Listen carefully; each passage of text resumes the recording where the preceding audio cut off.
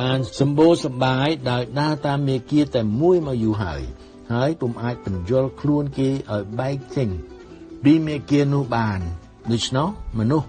ដែលមានសេចក្តីប្រយ័ត្នប្រយែងកាលណាពេលវេលាតម្រូវឲ្យធ្វើអ្វីភ្លាមស្រាប់តែពុំចេះផ្លាស់ប្ដូរឲ្យបានរហ័សម្ល៉េះហើយលទ្ធផលគឺត្រូវវិនាសព្រោះបើគេអាចផ្លាស់ប្ដូរធម្មជាតិរបស់គេទៅតាមពេលវេលា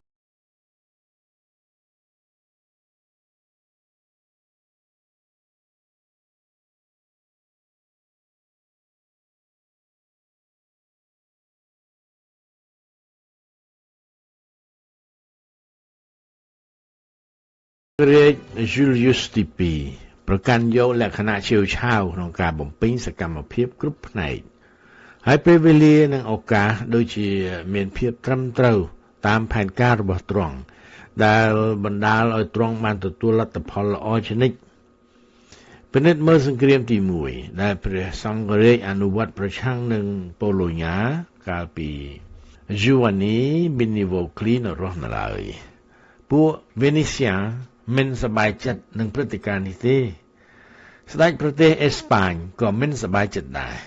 បារាំងចរចាជាមួយព្រះសង្ឃរាជ Julius ទី2អំពីកិច្ចប្រតិបត្តិការសឹកនេះទោះជាយ៉ាងនេះក៏ដោយ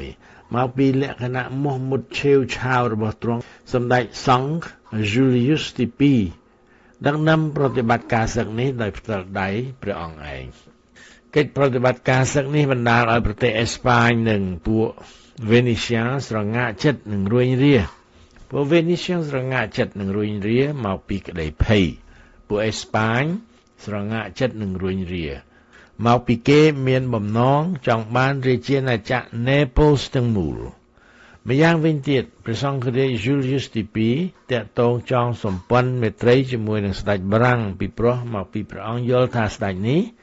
ដោយឃើញព្រះអង្គអនុវត្តផែនការចឹងហើយទើបចង់ចងមិត្តភាពជាមួយព្រះអង្គក្នុងគោលបំណងបង្ក្រាបពួក Venetian ក៏គិតថាមិនអាចរឹងទៅតឹងមិនព្រមចូលដៃជាមួយព្រះអង្គដោយគ្មានគ្រោះថ្នាក់នោះទេដូច្នេះហើយសម្ដេចសង្ឃរាជ Julius ទី2បានសម្រេចអ្វីដោយអនុវត្តវិធីឆេវឆាវដែលសម្ដេចទីតីមិនអាចធ្វើបានជោគជ័យតាមរបៀបប្រយ័ត្នប្រយែងជាទីបំផុតព្រោះថាបើសម្ដេចសង្ឃរាជ Julius ទី2ចាំដល់បានរៀបចំអ្វីឲ្យបានរួចស្រេចបាច់ហើយសឹមចេញពីក្រុងរ៉ូមដោយសម្ដេចដតីនោះប្រតិបត្តិការនេះមិនអាចបានទទួលជោគជ័យជាដាច់ខាតព្រោះថាស្ដេចបារាំងអាចបានរកលេសបានមួយប៉ុនចំពោះមិនចូលធ្វើសហប្រតិបត្តិការជាមួយព្រះអង្គហើយអ្នកដតីទៀតអាចបាននិយាយបន្លាចព្រះអង្គបានមួយប៉ុនចំពោះកុំឲ្យធ្វើប្រតិបត្តិការសឹកនោះដែរខ្ញុំព្រះករុណានឹងមិនទូលពីសកម្មភាពដតីរបស់សម្ដេចសង្ឃរាជ Julius ទី2ទេដែលសុទ្ធតែមានលក្ខណៈរបៀបនេះទាំងអស់ហើយបានទទួលជោគជ័យយ៉ាងប្រសើរតែភាពអាយុខ្លីរបស់សម្ដេច Julius ទី2បានបណ្ដាលឲ្យព្រះអង្គមិនបានសោយទុក្ខវេទនាដែលកើតឡើងពីសភាពការមួយដែលត្រូវការលក្ខណៈប្រយ័ត្នប្រយែងពីព្រោះសម្ដេចសង្ឃរាជ Julius ទី2ពុំអាចបោះបង់លក្ខណៈឆេវឆាវរបស់ព្រះអង្គបានឡើយហើយព្រះអង្គនឹងត្រូវទទួលលទ្ធផលបរាជ័យដ៏ជូរចត់ម្ល៉េះហើយខ្ញុំប្រកាសណាសន្និដ្ឋានបានថាជោគវាសនាផ្លាស់ប្ដូរនរណាដែលមិនផ្លាស់របៀបប្រតិបត្តិការខ្លួនទេនឹងទទួលជោគជ័យបានតែកាលណារបៀបប្រតិបត្តិការនោះសមស្របត្រឹមត្រូវតាមកាលៈទេសៈដែលត្រូវការរបៀបប្រតិបត្តិការនោះប៉ុន្តែកាលណារបៀបប្រតិបត្តិការនិងកាលៈទេសៈមានលក្ខណៈប្រឆាំងគ្នាអ្នកនោះនឹងទទួលបរាជ័យមិនខានខ្ញុំព្រះករុណាមានជំនឿប្រកបណាស់ថាលក្ខណៈឆេវឆាវក្រិនបើជាងលក្ខណៈប្រយ័ត្នប្រយែងព្រោះថាជោគវាសនា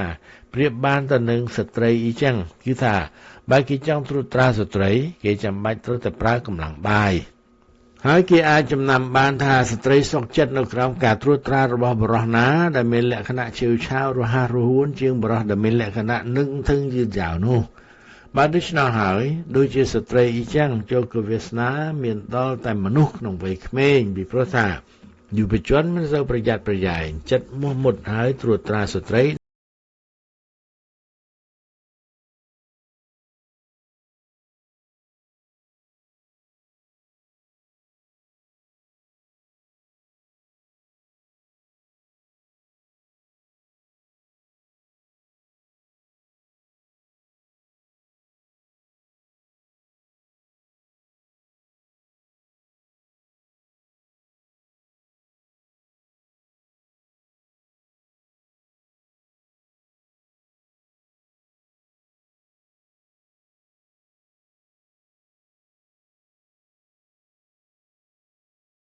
ថ្មី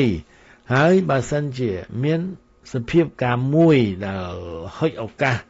ចំពោះសម្ដេចដែលមានលក្ខណៈប្រយ័ត្នប្រយែងនិងពោពេញទៅដោយសមត្ថភាពសម្រាប់រៀបចំការគ្រប់គ្រងថ្មីឡើងវិញហើយដែលផ្ដល់នូវកិត្តិយសដល់ខ្លួនឯងផងនិងភាពសម្បូរសប្បាយដល់ប្រជារាស្ត្រផងខ្ញុំប្រកាសណាមិនដែលឃើញឱកាសណាដូចឥឡូវដែលត្រូវការសម្ដេចថ្មីដឹកនាំប្រសើរជាងក្នុងបេសកកម្មនេះទេហើយដូចខ្ញុំប្រកាសណាបាននិយាយបើជាការចាំបាច់ដូច្នេះដើម្បីសម្ដែងអំណាចរបស់ម៉ូសេសបណ្ដាជនរបស់អ៊ីស្រាអែលត្រូវទទួលធ្វើជាទាសកររបស់ប្រទេសអេស៊ីបដើម្បីឲ្យតម្លៃដល់មហិទ្ធិឫទ្ធិនិងសេចក្តីក្លាហានរបស់ស៊ីរីសបណ្ដាជនប្រទេសប៉ែកត្រូវឲ្យពួកមីឌីជិះចិនដើម្បីសម្ដែងនូវកិត្យានុភាពរបស់ឆេស៊ូសបណ្ដាជនក្រុងអាថែនត្រូវតែគេដេញបំបរបង់ចេញពីទីក្រុងដូច្នេះនាពេលឥឡូវដើម្បីឲ្យអ្នកមានបុណ្យជាតិអ៊ីតាលីអាចបញ្ចេញថ្មីได้បានអ៊ីតាលីចាំបាច់ត្រូវស្ថិតក្នុងសភាពបច្ចុប្បន្នត្រូវរងគ្រោះជាទេសករជាងពួកអ៊ីស្រាអែលត្រូវគេជិះចិនជាងបណ្ដាជនប្រទេសប៉ែកហើយត្រូវបែកបាក់ខ្ចាត់ខ្ចាយចេញពីស្រុកទេសជាងបណ្ដាជនអាថែនហើយប្រទេសអ៊ីតាលីត្រូវសោយសោកក្តីវិនាសគ្រប់យ៉ាងគ្មានមេគ្មានកោយគ្មានសម្ដាប់ស្នាប់បរាជ័យត្រូវគេរឹបយកសម្បត្តិទ្រព្យត្រូវគេវាយដំច្រំធាក់ហើយត្រូវគេជិះចិនរលពេលពិតមែនតែមុននេះបន្តិចប្រទេសអ៊ីតាលីបានឃើញពលឺនៃសេចក្តីសង្ឃឹមថាមានសម្ដេចមួយអង្គដែលព្រះជាម្ចាស់បានប្រើមកដើម្បីជួយលើកស្ទួយខ្លួនស្រាប់តែសម្ដេចអង្គនោះត្រូវវាសនាបោះបង់ចោលហើយឥឡូវប្រទេសអ៊ីតាលីជាប្រទេសគ្មានជីវិតអ៊ីតាលីនៅរងចាំសម្ដេចម្នាក់ដែលអាចផ្សះរបួសខ្លួនហើយបញ្ឈប់នៅការលួចការបំផ្លាញទ្រព្យសម្បត្តិនៃតំបន់ឡុំបារឌីបញ្ឈប់ការលោភលន់និងការរឹបអូសយកទ្រព្យសម្បត្តិនៅព្រះរាជាណាចក្រណេប៉ូលនិងទូស្កានីព្រមទាំងនាំមកនៅការបំបត្តិជំងឺគ្រប់បែបយ៉ាងដែលបានរីកសុសសាយក្នុងសង្គមឥឡូវសូមជ្រាបថាប្រទេសអ៊ីតាលីកំពុងបន់ព្រះសំពះទេវតាបួងសួងសូមឲ្យអង្គណាម្នាក់មកជួយខ្លួនឲ្យរួចពីអំពើព្រៃផ្សៃនិងការមើលងាយមើលថោកដ៏អស្ចារ្យនេះសូមជ្រាបថាអ៊ីតាលីប្រុងប្រៀបខ្លួនសុខចិត្តដើរតាមការដឹកនាំទាំងអស់បើសិនជាមាននរណាអាចលើកឲ្យងើបរួចពីភាពនេះបានឥឡូវអ៊ីតាលីគ្មានអ្វីសង្ឃឹមទៀតទេក្រៅពីសង្ឃឹមថាវងត្រកូលសម្ដេចសម្រាប់ដឹកនាំក្នុងការរំដោះនេះដោយមកពីកិត្យានុភាពនិងទ្រព្យធនធានដ៏មហិមារបស់សម្ដេចហើយមកពីមានព្រះជាម្ចាស់និងព្រះវិហារគ្រីស្ទជួយគ្រប់គ្រងសម្ដេចផងបេសកកម្មនេះមិនជាលំបាកណាស់ទេបើសម្ដេចពិនិត្យនៅសកម្មភាពនិងជីវប្រវត្តិរបស់មនុស្សម្នាដែលខ្ញុំប្រកាសណាបានអធិប្បាយរួច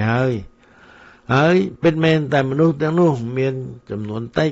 ហើយមានអរិយាប័ត្រមហស្ចារ្យតែអ្នកទាំងនោះជាមនុស្សធម្មតាហើយម្នាក់មិនសូវមានឱកាសដោយសម្ដេចឥឡូវនេះផងព្រោះថាបេសកកម្មរបស់គេមិនជាមានយុត្តិធម៌ត្រឹមត្រូវជាងបេសកកម្មនេះទេ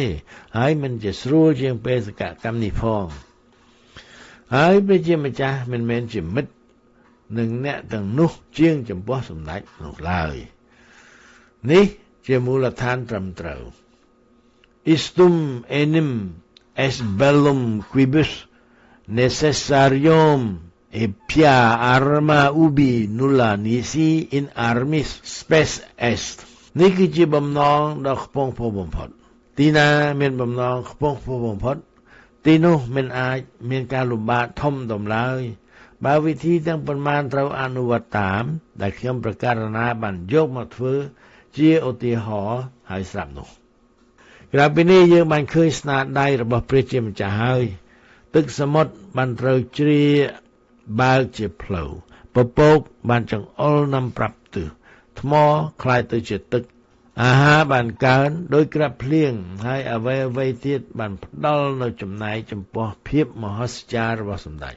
មានតែសម្ដេចទេដែលត្រូវធ្វើអ្វីបង្ហើយដើម្បីបំពេញបេសកកម្មនេះ ព្រះជាម្ចាស់ពុំអាចធ្វើអ្វីៗគ្រប់បែបយ៉ាងបានឡើយ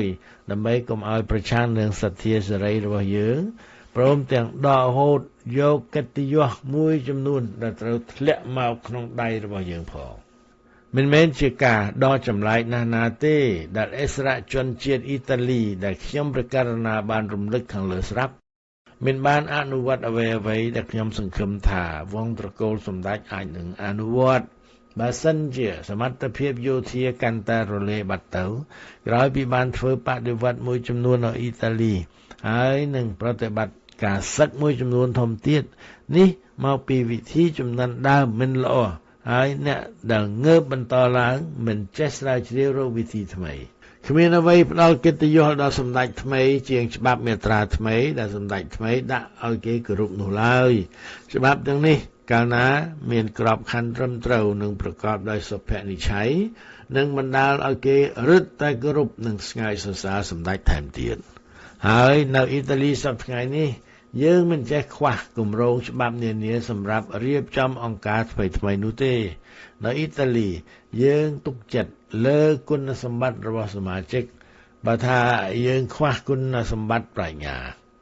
សូមពិនិត្យមើលពេលមានបាញ់គ្នាដើម្បីជំរះចំនួនគ្នានឹងក្នុងការប្រកួតផ្សេងៗជនជាតិអ៊ីតាលីមួយចំនួនឃើញថា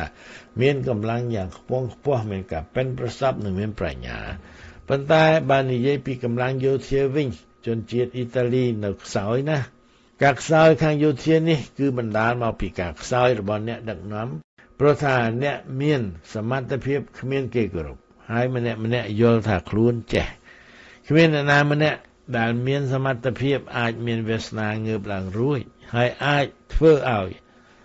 អ្នកដទៃស្ដាប់បង្គាប់ខ្លួនបាននោះទេម្ល៉េះហើយក្រោយពីអស់ពេលដ៏យូរអង្វែងនិងក្រោយពីធ្វើសង្គ្រាមអស់ចំនួន20ឆ្នាំមកហើយយើងពិនិត្យឃើញថាតែកាលណាកងទ័ពមានសុទ្ធតែជនជាតិអ៊ីតាលីគឺកងទ័ពយើងបានទទួលជោគជ័យជានិច្ចដោយទ័ពរបស់តារ៉ូរួចមកគឺទ័ពអាឡិចសាន់ដ្រីយ៉ា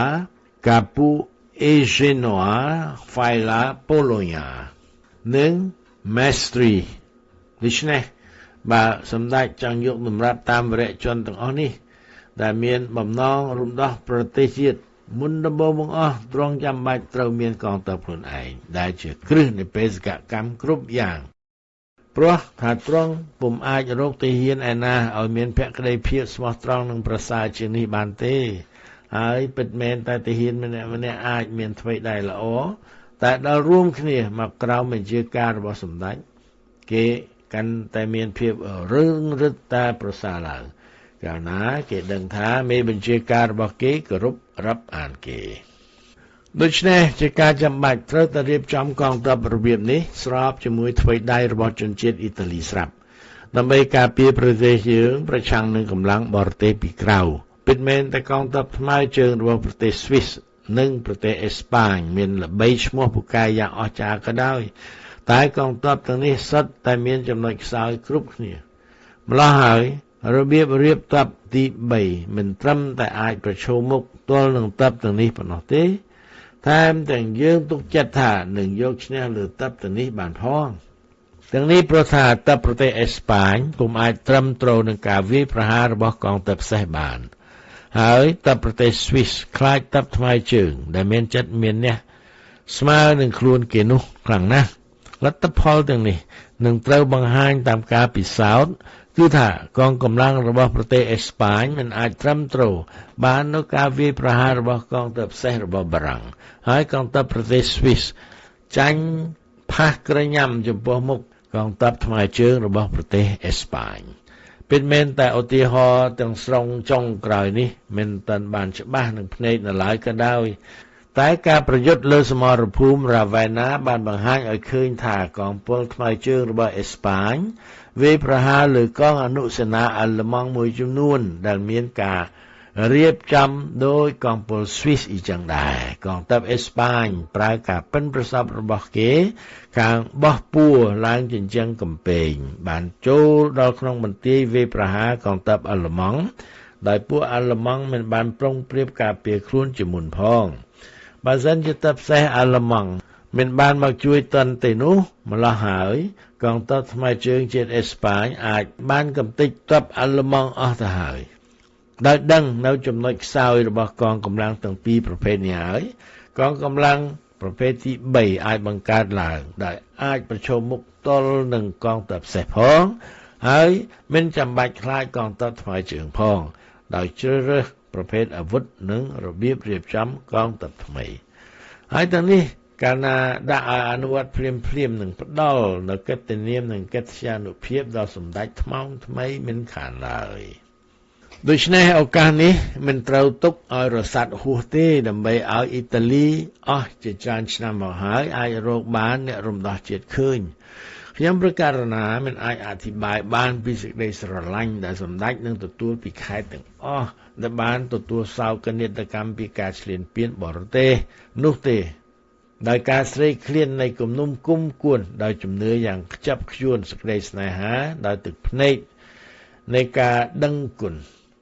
តើទ្វារណាដែលមិនបើកថ្វាយព្រះអង្គតើប្រជាជនណាដែលមិនស្ដាប់បង្គាប់ទ្រង់តើមានប្រជាមិត្តណាដែលហ៊ានប្រឆាំងនឹងទ្រង់ទេតើមានជនជាតិអ៊ីតាលីណាដែលមិនប្រកល់ភក្តីភាពចំពោះទ្រង់ការជិះជាន់ដល់ព្រៃផ្សៃនេះស្អុយអាសោចដល់ច្រមុះគ្រប់គ្នាដូច្នេះសូមសម្ដេចជាទីមានថ្វីដៃទទួលបេសកកម្មនេះទាំងក្តីក្លាហាននិងការសង្ឃឹមដែលមានបុព្វហេតុត្រឹមត្រូវដើម្បីប្រលឹងនៃបុព្វបុរសយើងអាចងើបឡើងក្រោមទង់ជ័យយុត្តិធម៌ដែលជាសក្ខីភាពនៃខ្លឹមសាររបស់ពាក្យពេចន៍របស់ពេត្រាសដូចតទៅនេះកិត្តិយសប្រឆាំងនឹងកំហឹងសាមាននឹងលើកអាវុធឡើងហើយចម្បាំងរាលដាលយ៉ាងរហ័សព្រោះប្រកាសថាតម្លៃពីបរមបុរាណ